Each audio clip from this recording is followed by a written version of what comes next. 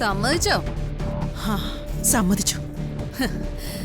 വാക്ക് വാക്ക്. എങ്കിൽ പിന്നെ ബാക്കിയെല്ലാം മുറ പോലെ നടക്കട്ടെ.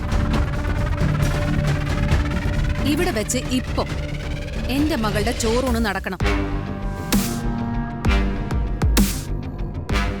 എന്റെ കുഞ്ഞിന്റെ അച്ഛൻ കാർത്തിക് കുഞ്ഞിനെ മടിയിലിരുത്തി ചോറ് കൊടുക്കണം.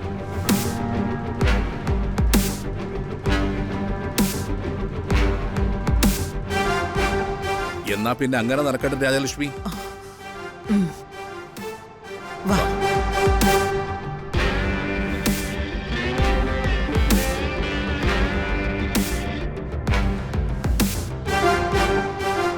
എന്തായി തീരുമാനം? കുട്ടിക്ക് ചോറ് കൊടുക്കാൻ തീരുമാനമായി തിരുമേനി. നല്ല കാര്യം. ഒരു കാര്യം കൂടി, അന്നപൂർണേശ്വരിയുടെ തിരുനടയിൽ വെച്ച് ഒരു കുഞ്ഞിന് അന്നം കൊടുക്കുമ്പോ പ്രാർത്ഥനയോടെ നിൽക്കണം. ക്ഷേത്രത്തിൽ ചില ആചാരങ്ങളൊക്കെയുണ്ട്, അത് ലംഘിച്ചാൽ എന്റെ വിധം മാറും.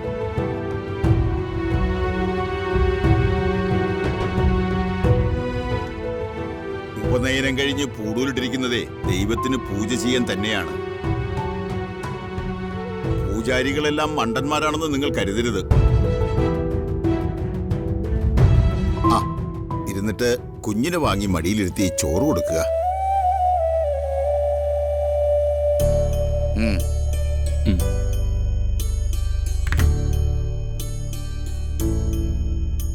മീനാക്ഷി ഇരിക്കെ. ഇതെന്തിനാ ഇവിടെ ഇരിക്കുന്നേ? മീനാക്ഷി എന്റെ ഭാര്യയാണ്. ഭാര്യ വേറെ, കുഞ്ഞിന്റെ അമ്മ വേറെ.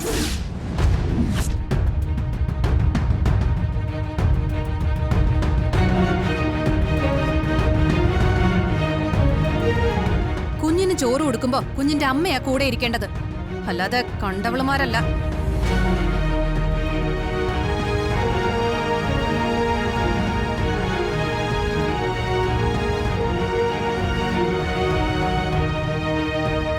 അതൊന്നും നടക്കില്ല. നീ ഒന്ന് എന്റെ അടുത്തിരിക്കാൻ ഞാൻ സമ്മതിക്കില്ല. എങ്കില് ചോറൂണ് നടക്കില്ല.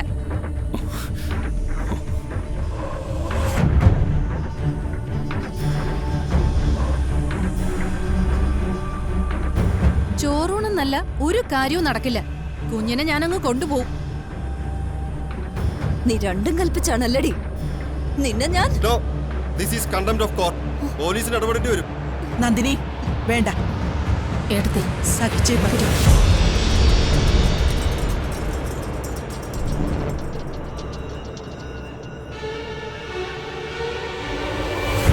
മോളെ മീനാക്ഷി, മോള് മാറിക്കൊടുക്ക. പ്രസവിച്ചതിന്റെ പേരില് അവളാണല്ലോ അമ്മ, അവള് തന്നെ ഇരിക്കട്ടെ.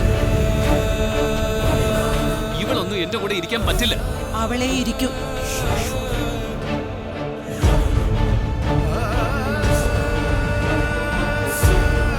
നീ ഇരുന്നോ.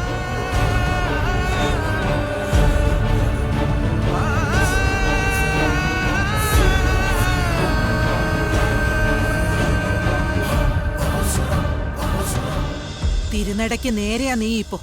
ആ ശ്രീകോവിലിനകത്തൊരു സാക്ഷിയുണ്ട്. അസുര ജന്മങ്ങളെ മുച്ചൂട് മുടിച്ച സാക്ഷാൽ ദുർഗാദേവി. കരുതി വച്ചിട്ടുണ്ട് നിനക്കും. കാത്തിരുന്ന് വാങ്ങിച്ചു.